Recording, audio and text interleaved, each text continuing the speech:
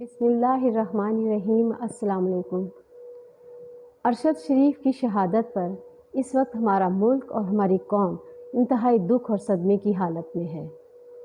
इंसानी नफ्सियात है कि जब वो शदीद गम और दुख की हालत में होता है तो शिद्दत जज्बात में आकर वो अपने इर्द गिर्द की चीज़ों को उठा उठा कर फेंकता और तोड़ता भी है, और शिद्दत गम और बेबसी की कैफियत में वो कुछ और नहीं कर सकता तो ज़ोर ज़ोर से चीखता चलाता है और अपने दुख के ज़िम्मेदार को बुरा भला कहता है।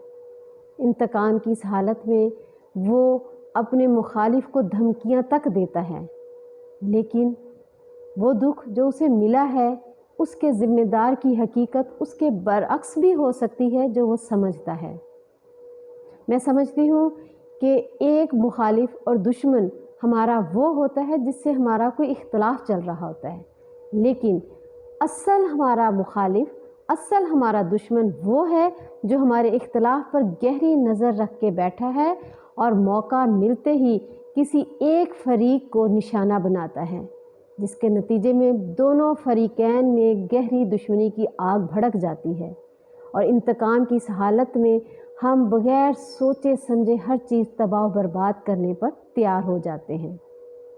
अरशद शरीफ की अलमनाक मौत पर हमारे मुल्क में इस वक्त ऐसी ही कैफियत है और ये हमारे छुपे हुए दुश्मन की एक वारदात है, और हम मौका की नज़ाकत को समझे बगैर अपने अपने मफादात की डुगडुगियाँ लेकर बरसाती मेंढकों की तरह बाहर निकल आए हैं। अरशद शरीफ की अलमनाक मौत पर कोई अपनी सियासी मफाद के लिए अपने इक़्तिदार की हयात चाहता है, तो कोई अपने ज़ाती जुर्म छुपाने के लिए अफवाज पाकिस्तान के ख़िलाफ़ ज़हरफ़शानी कर रहा है, तो कोई बग़ैर सोचे समझे आज़ादी राय के इजहार के लिए इस बिखरी टूटी कौम को मज़ीद इंतशार की तरफ लेके जा रहा है।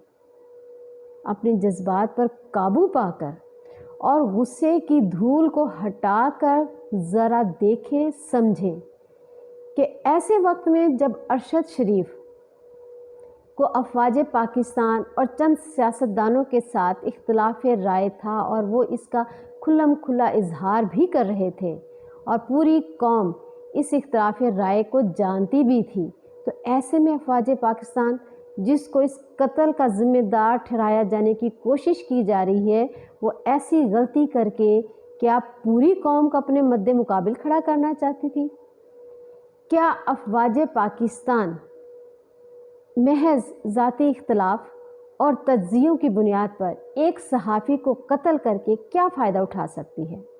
अगर आप समझें तो इस कत्ल के पीछे, इस शहादत के पीछे सबसे ज़्यादा नुकसान हमारी अफवाज पाकिस्तान को हो रहा है और हमारी मुल्क की सालमियत के अदारों का।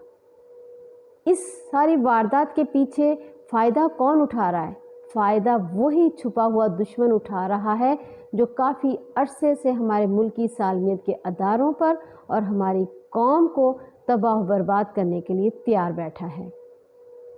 बाहैसियत पाकिस्तानी मैं हुकूमत पाकिस्तान, अफवाज पाकिस्तान और ज़िम्मेदारान सहाफ़ियों को से मैं अपील करती हूँ कि अरशद शरीफ के असल कातलों का जल्द अज जल्द सुराग लगाया जाए। हमारी जंग राह, मुसाद, CIA से है और यही हमारे वो दुश्मन है कि जो हमारे मुहर्रम के जुलूसों में, मिलाद के जुलूसों में अपने आलाकारों के ज़रिए बम ब्लास्ट करते हैं और हमारे मुल्क में मजहबी फ़िरका वाराना दुश्मनी छिड़ जाती है। यही वो दुश्मन हैं जो सिंध में उर्दू बोलने वालों को, बलूचिस्तान में पंजाबियों को, KPK में तरक्की पसंदों का कत्ल करवाते हैं और हमारे मुल्क में एक नई दहशतगर्दी की लहर दौड़ जाती है। खुदारा अपने इस छुपे हुए दुश्मन के अज़ाइम को समझो और उनके आलाकारों का रास्ता रोको। अपने ज़ाती मफादात के लिए शिद्दत जज्बात में आकर अपने घर को मत जलाओ। कहीं ऐसा ना हो कि अपने ही घर के चिराग से अपने ही घर को आग न लग जाए।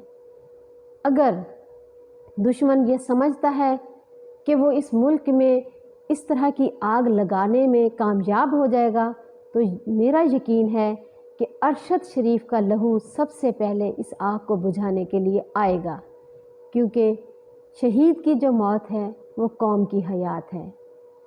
खुदारा अपने ज़ाती मफाद, अपने ज़ाती अनाद, अपने ज़ाती तज्जियों के से इस मुल्क को तहोबाला ना करें, बल्कि अपने अपने चराग की लौ से अपने घरों को और इस अर्ज़ वतन को रोशन करें। हम सब का अल्लाह हामी व नासिर। पाकिस्तान जिंदाबाद।